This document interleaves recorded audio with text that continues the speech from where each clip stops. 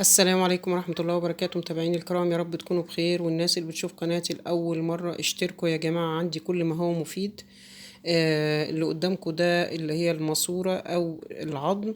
ليه فوائد كتير وصيحة بقالها فترة.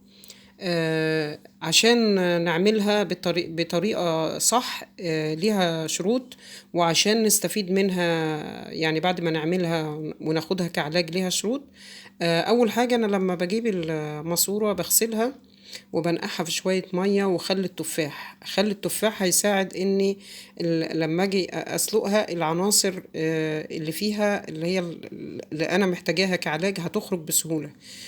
بعد كده أنا بنقعها حوالي نص ساعة أو ساعة. بعد كده بغسلها وبشطفها وبحطها في الحلة زي ما انتوا شايفين كده. بتحط لها البهارات اللي تعتبر تكميلية ليها، يعني مش بهارات والسلام. يعني الكركم طبعا، لأن الكركم بيساعد إن هو الالتهاب اللي في المفاصل أو اللي في العظم يشفى. فلو حطيتي بهار الكركم معاها ده شيء مفيد. بتحطي اللي هو المستكة تعتبر من الأصماغ أو من الصمغ، زيها قريبة من اللبان الذكر. فالمستكة أولا من النوع اللي هي بتخلي الألم يعني ما يتنقلش من منطقة لمنطقة. يعني زيها زي البان الذكر، ما يتنقلش من منطقة لمنطقة. دي يعني الطريقة. قلت ازاي بتغسليها وبعد كده بتحطي فيها توابل تعتبر مكملة عشان تبقى كعلاج وتبقى مفيدة بالنسبة لك. طبعا احنا بنحط ورق اللورا عشان الزفارة. بنحط الحبهان، برضو الحبهان مفيد جدا في يعني في تسكين الآلام. في بعد كده بقى عشان انا استخدمها كعلاج. ما استخدمهاش از اتز، يعني مش زي ما هي. اولا ليه؟ لان بيبقى فيها كميه دهن كبيره جدا وانا محتاجه الكولاجين. طبعا الكولاجين هو بيشتغل في وسط دهني، ولكن انتي لازم يبقى يعني بالعقل، ما يبقاش ان انا كل الدهن اللي فيها يبقى اخده اشربه مع شوربه العظم او شوربه الماسوره. اولا انت بعد ما بتسلقي العظمه، هو اولا معلش انا اسفه نسيت اقول لكم انه بعد ما بنحط التوابل اللي احنا عايزينها لازم على الاقل تبقى 9 ساعات على النار. يعني مجرد ما تغلي توطي النار وتسيبيها زي ما بنسيب الفول كده.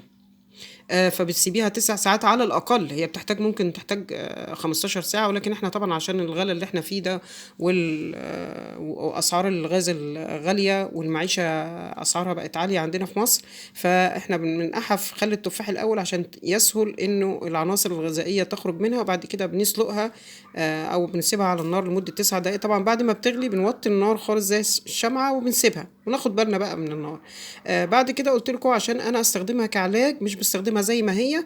بعد ما بتخلص بصفيها وبحطها في اي اناء ازاز، طبق ازاز او صينيه ازاز. عشان وبعدين احطها على رف التلاجة عشان بعد كده لما اجي اخرجها هلاقي طبقة الدهن عاملة الدهن عامل طبقة والكولاجين عامل طبقة. طبعا هخفض طبقة الدهن، لاني مش هناخدها زي ما هي. زي ما هي هتبقى صعبة وهتتسبب ان الكوليسترول يبقى عالي، فهناخد بالمعقول مش كمية الدهن زي ما هي، لا. هنشيل كمية الدهن او طبقة الدهن من فوق ونسيب حاجة معقولة جدا زي معلقة كده. دي حاجة. بالنسبة لأي عمر. بالنسبة للأعمار بقى اللي تستخدمها بحرص أو ما تستخدمهاش إلا تستشير الدكتور. عادة الأعمار اللي هي بعد 45 بالنسبة للنساء، خاصة بالنسبة للنساء. هو بالنسبة للرجال والنساء بعد 45، بس خاصة بالنسبة للنساء، يعني اللي هي في طريقها إن هي الدورة تنقطع. فبتبقى دي من الأكلات اللي هي بتسبب حمية أو بتسبب سخونة للجسم. وانقطاع الدورة أصلا بيعمل اللي هي الهبات السخنة. فهيبقى بالنسبة لك بالنسبة للنساء اللي في العمر ده، شيلوا الدهن خالص وتستبدليه بزيت. ممكن تحطي معلقة زيت اللي هو زيت الكتان. اللي هو بيقولوا عليه ايه، انا مش يعني مش قادره استحضره. زيت الحار. ايوه الزيت الحار. بتحطي معلقه زيت الكتان بس من مصدر كويس بدل الدهن، عشان تبقى بالنسبه لك ما تسبب لكيش الهوت فلاش او الهبات السخنه، انا مش عايزه ادخل لكم في مصطلحات، يعني الهبات السخنه. فانت هتشيل الدهن بعد ما حطيناه على الرف وجمد ولقينا بقى. انا بقول طبق ازاز ليه؟ عشان هيعمل يعني طبقه الدهن هتبقى باينه، وطبقه الكولاجين تحت هتبقى باينه لكم، فانت تشيلي طبقه الدهن كلها. بعد ما تشيلي طبقة الدهن كلها بتحطي معلقة زيت الحار أو زيت الأوميجا، أو اللي هو فعلا مصدر الأوميجا 3، أو زيت الكتان. ده ليه بقى؟ لأن زيت الكتان فيه بيساعد المرأة في العمر ده إن هي تتخطى مرحلة إيه مرحلة الهبات السخنة دي بسلام. أولا بيبقى فيه مصدر الأستروجين اللي هو المفيد، مصدر للأستروجين اللي هو اللي بيبقى مفيد. فبيساعدك انك تتخطي المرحله دي بسلام، بجانب ان زيت الكتان فيه الاوميجا 3، فبيساعد على ايه اللي هو منع يعني تسكين الالتهاب ومحاربه الالتهاب وعلاج الالتهاب. هو انا جربته ان هو بيسخن عفوا بيسكن الالام، بيسكن الام المفاصل.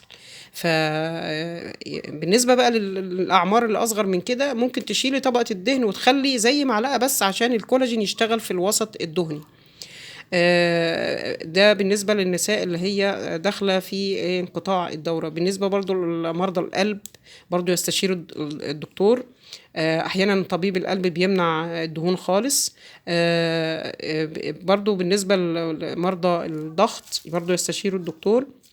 عموما انا بالنسبه لي بنصح ان لو انت هتستخدمي الحاجات الطبيعيه زي شوربه العظم عشان تعالجي بيها نقص الكولاجين لخشونه الركبه او لخشونه المفاصل عموما، لازم قبل ما تستخدمي الحاجات الطبيعيه زيها زي الادويه بتروحي تعملي تحاليل معينه. انا بالنسبه لي بتعملي اللي هو الكوليسترول بروفايل او تحليل الكوليسترول، وبتشوفي الكوليسترول عندك عالي منخفض. ده برضو هتتابعي مع دكتور، هتتابعوا مع دكتور يا جماعة. يعني في دكاترة بيبقوا عندهم سعة صدر، وفي دكاترة دلوقتي عادي بياخد رأيك، ولو انت عايزة تمشي طبيعي حاجات طبيعية من غير ما تاخدي أدوية أو أدوية بسيطة وبتكملي بالعلاج، برضو الأطباء عندهم سعة صدر. فقولي له ان انت عايزة تستخدمي شوربة العظم، وعشان التحاليل دي بقى يشوف لك بقى انت في انهي مرحله. الكوليسترول عندك عالي، عندك استعداد ان الكوليسترول يعلى، لا الكوليسترول مظبوط. وبرده بعد كل ده انا نصيحتي ان كميه الدهن اللي بتظهر يا جماعه الطبقه دي كلها، انا ليه بقول لكم حطوه على رف الثلاجه عشان تشوفي كميه الدهن قد ايه كبيره. كميه الدهن هتبقى مكافاه لكميه الكولاجين، فبتبقى صعبه. يعني الحكمة بتقول الشيء اللي بيزيد بينقلب ضده. يعني الحاجة لما بتزيد بتعمل تأثير عكسي.